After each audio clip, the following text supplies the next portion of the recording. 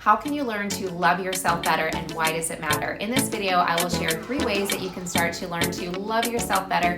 But first, why does it matter? How you feel about yourself is truly what you are reflecting and projecting to the outside world. Well, it's what you're projecting, and then that will reflect back at you. If you ever notice when you're having a bad day and you go outside and your interactions with people are just not that great, this is because of how you are feeling on the inside, and the same is true for me. I notice the same thing for myself. Those days where I'm not feeling so good on the inside and I go outside, I don't get as much positive interaction and eye contact. I don't feel the love, but I'm aware that it's because of how I'm feeling on the inside, and I don't blame myself, and it's okay. We want to acknowledge and accept ourselves. However we're feeling is always okay and temporary, but having this awareness gives you, it empowers you, because then you can make a choice and you can start to make some shifts. So on those days when I'm not feeling my best, I try to unselfishly keep my energy to myself because I want to project positivity to others. Now, on those days where I'm feeling the love and I'm smiling from the inside out, things are very different. I get a lot of smiles, I get a lot of positive energy and eye contact and conversation, and I feel very popular on those days. Not that the goal is to be popular, but the goal is to get yourself feeling good. And this is why it is important to do the deeper work, and just by starting to pay attention to your emotions, and especially those that don't feel good.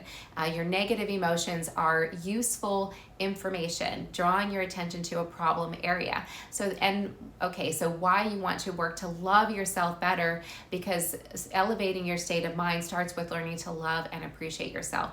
But you want to do that because once you elevate your state of mind to a certain level, it becomes your natural state. Yes, you may have an occasional dip here and there when something not so great happens and you're working through that, and that's okay. But you've brought yourself to an elevated state of mind that's now your new natural state, and you're not going to dip much beyond that. Or if you do, you're not going to stay in that lower vibration. You're going to bring yourself up.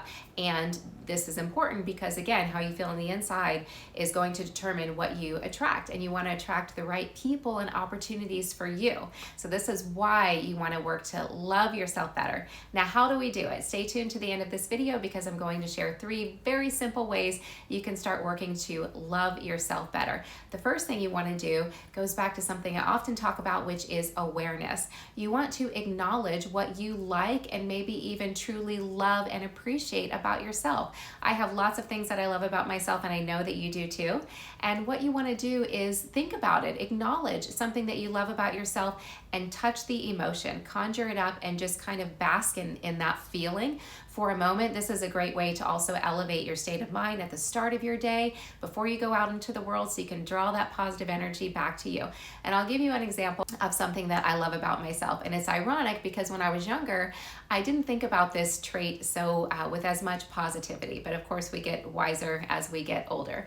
When I was younger, growing up, my trophy was always most improved. And I hated it because I thought it meant, okay, well, you're still not very good, but you're a little bit better. No. It means perseverance, and I love this about myself. I'm able to work through my problems and come out improved in multiple areas of my life. I mean, all areas of my life, because I'm applying these tools that I'm going to give you. And that's one thing that I truly love about myself, is my ability to improve, not even just persevere, but to get better. I love that about myself. And I'm sure you can feel that positive energy that I'm feeling as I'm talking about it. So I know that you have many things that you as well love about yourself. And what you want to do is acknowledge one or more of those things and think about it. Really feel the emotion. So that's the first thing. Acknowledge what you truly love about yourself. The second thing that you want to do to work toward loving yourself better is acknowledge what you maybe don't love or don't like, or that you would like to improve. We all have areas that we would like to improve, and the way to do that is, again, awareness, acknowledging the problem area. And it could be a little tiny thing. I'll give you an example for me. Some days I love how my hair looks. It looks very healthy and rich and vibrant and full, and other days it'll look brittle. And I notice and I pay attention, but rather than complain about it, what I instead do is I get curious about why that's happening. And then I do some research. And of course, it's related to nutrition and or sleep and or hormone shifts in the body. So I won't get into that. That would be a different topic. But just by paying attention to things that I don't like or that I would like to improve. I always like to talk very nicely to myself, and I encourage you to do the same. So I don't ever insult myself or say that, I don't like this about myself. I just acknowledge this is an area that I would like to improve.